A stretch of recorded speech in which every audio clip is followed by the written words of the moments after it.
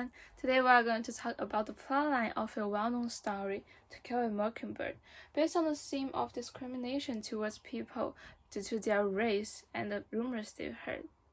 So the story was set in 1930s in an old but small town, Macomb. It was started when our main characters Scott and Jim meet their good buddy Dale, and they started to play dramas. One of them was to make fun of the Radleys, who was the mysterious person in their town. It was actually their discrimination towards him. There was also discrimination of what Birmingham existed in Scott's school.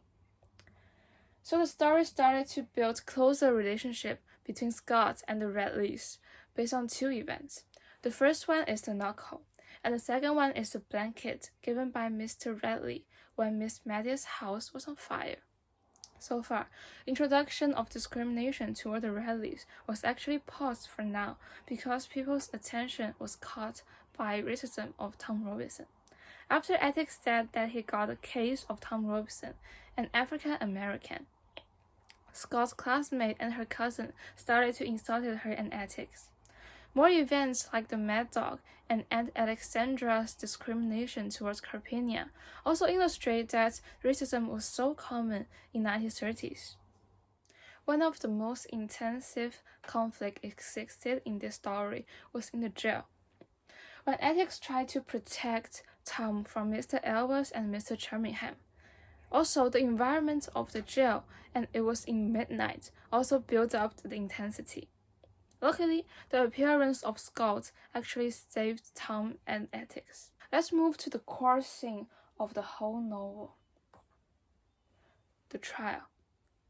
In this trial, witnesses were questioned and Ethics showed his profession and his strategy.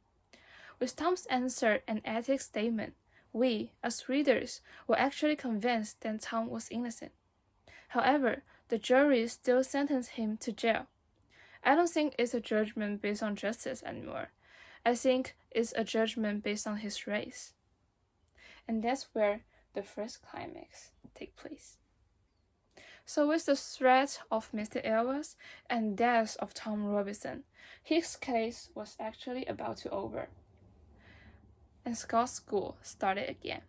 She got the role of Ham in her show designed by his homeroom teacher. Unfortunately, she didn't perform well, so she decided to walk home with her big costume in a night that's full of darkness and silence. Suddenly, there was one person with shuffled footsteps that seemed to follow Jim and Scott. They got nervous because they didn't know who that was. When they stopped and tried to find out who that was, a shadow suddenly came over Scott. Although Jim tried to save her, he got no strength to fight back and add out. At this intense moment, another man came from darkness, saved Scott, and brought Scott and Jim home. So the light was on and mysterious solved. It was Bo Radley who saved them. So here comes our resolution of the story. It was a happy ending that Scott and Bo finally had a nice chat and they become friends. So what I think of this novel is that the author used two climaxes to review one theme of discrimination towards people due to their race or due to the rumors they've heard might be really hurtful. So Harper Lee, she used the example in 1930s to show their stereotypes and discrimination towards people like Tom Robinson or people like Bo Radley. Luckily, we are living in 21st century, so with the improvement of education, we got to know that sexism and racism are really incorrect, and we will avoid that. However, there are still discrimination existed in our society to a typical kind of person. So I wonder when people can realize that one single judgment you made might be really hurtful to the other people's life.